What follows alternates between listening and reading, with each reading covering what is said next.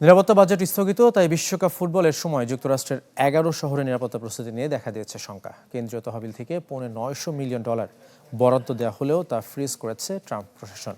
বিভিন্ন শহর থেকে আসতে শুরু করেছে প্রতিবাদ। ঢালাইয়ে দৃঢ়তা, নির্মাণে নিশ্চয়তা, প্রিমিয়ার সিমেন্ট, ঢালাইয়ের রাজা। অর্থ নেই, তাই নিরাপত্তা দেওয়ার সামর্থ্যও নেই। বিশ্বকাপ ফুটবল নিয়ে বিপাকে যুক্তরাষ্ট্রের 11 স্বাগতিক শহর। ট্রাম্প প্রশাসনের কেন্দ্রীয় তহবিল বন্ধের পর জটিলতা বেড়েছে।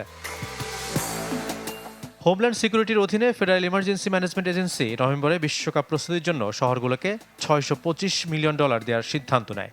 পরিস্থিতি বিবেচনায় 1 মাসের মধ্যে যা $250 মিলিয়ন বাড়িয়ে করা হয় $950 মিলিয়ন। আবার 2 মাস না দিতেই তা এখন শূন্য। আরও নানা খাতের সঙ্গে নিরাপত্তা, সন্ত্রাসী হামলা মোকাবেলা ও ড্রোন শনাক্তকরণের বিষয়টি অর্থ ব্যয়ে প্রাধান্য পাওয়ার কথা ছিল।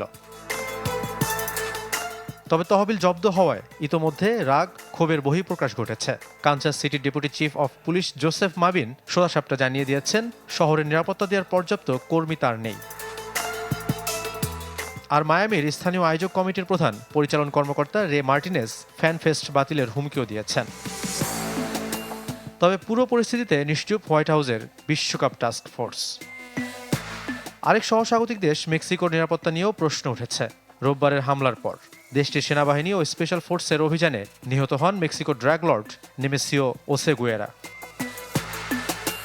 এরপর থেকে ওসেগুয়েরা সমর্থকদের আক্রমণে রণক্ষেত্র গোয়াদালাহারা। এই শহরেই হবে বিশ্বকাপের 4 ম্যাচ। মেক্সিকো প্রেসিডেন্ট ক্লাউদিয়া সেনবাউম এরপরও নিরাপত্তা ঝুঁকি দেখছেন না, আর পরিস্থিতি পর্যবেক্ষণ করছে ফিফা।